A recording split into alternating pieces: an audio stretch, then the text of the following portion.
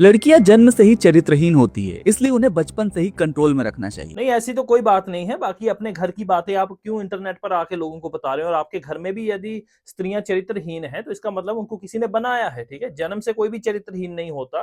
खासकर हमारे धर्म में तो ऐसा कुछ नहीं कहा गया।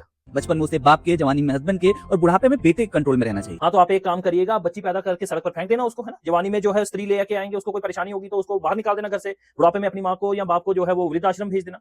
ये सब आप कर लीजिए। अगर कोई लड़की यंग एज में विधवा बन जाती है तो वो दोबारा शादी नहीं कर सकती। लड़कियां ज्यादा पढ़ लिख नहीं सकती और कभी भी इंडिपेंडेंट नहीं हो सकती। स्त्रियों को विधवा होने के बाद साध्वी जीवन जीने के लिए कहा गया है, और साध्वी जीवन सभी के लिए कहा गया है, मात्र स्त्रियों के लिए नहीं कहा गया है। दूसरी बात है, स्त्रियों को पढ़ने लिखने से पता नहीं कहाँ मना किया है। आप क्यों अपने फैमिली की चीजें यहाँ पर लेकर आ रहे हैं इंटरनेट पे? अगर आप एक लोअर कास्ट से हैं और आपने गलती से भी वैदिक नॉलेज ले लिया या फिर सुन लिया तो शीशे को पिघला के आपके कानों में डाल दिया जाएगा। इस तरीके के बहुत सारे नियम कानून मनुस्मृति में लिखे हुए हैं। और मनुस्मृति को आपने पढ़ा कहाँ से? आपको कैसे पता चला ये जो बात कही जा रही है, ये किस संदर्भ में कही जा रही है, किस कंटेक्स्ट में ये बातें कही जा रही हैं, कैसे पता चला आपको? अपने से ही आइडिया बना लिया, कोई बात नहीं। देखो, कई स्कॉलर्स के हिसाब से मनुस्मृति कोई धर्म ग्रंथ नहीं है। कई सारे मौलवियों के अनुसार कोरोना की वैक्सीन हमें गुलाम बनाने के लिए लगाई गई थी। आप कहेंगे कि भाई मौलवियों का क्या लेना देना है, ठीक है, वैक्सीन से? वो तो साइंटिस्ट का काम है। वैसे ही स्कॉलर्स का क्या लेना देना है मनुस्मृति से? ये तो धर्मज्ञों का काम है, हमारे परंपरागत आचार्यों का काम है, ठीक है? तो कुछ तो अक्ल कर लीजिए।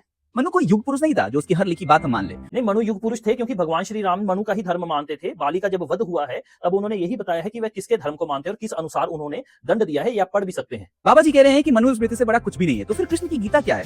अगर गीता गुण और कर्म की बात करती है तो जन्म बेस्ट हायरार्की को हम कैसे जस्टिफाई करें? गीता का भी जीवन में खोल के देख लेते ना, तो चौथे अध्याय का पहला श्लोक ही हमें ये बताता है कि परंपरा से सबसे पहले जो गीता है वह इक्ष्वाकु, फिर उसके बाद मनु को ही प्राप्त हुई थी, ठीक है? तो आपसे ज्यादा गीता का ज्ञान उन्हें पता था, क्योंकि आपसे पहले क्या, इंसानों में सबसे पहले मनु ही थे जिनको प्राप्त हुई थी गीता। रही बात गुण और कर्म की, तो गुण और कर्म से वर्ण का निर्माण उन्होंने बताया है कि मैंने निर्माण किया है इन वर्णों का, परंतु वो वर्ण हमें प्राप्त कैसे होते हैं ये 18वें अध्याय में आगे लिखा है। वहां तक आप पहुंचेंगे नहीं, क्योंकि आप डीएम से आगे नहीं आ पा रहे हैं। मैंने आपको लाइव में बुलाया था, परंतु आप नहीं आए। यही आपकी सबसे बड़ी कायरता है। और मनु विरोधी जितने भी है ना, वो कायर इसीलिए होते हैं क्योंकि वो आमने सामने चर्चा नहीं कर सकते, पीठ पीछे ही बोलते हैं आपकी तरह।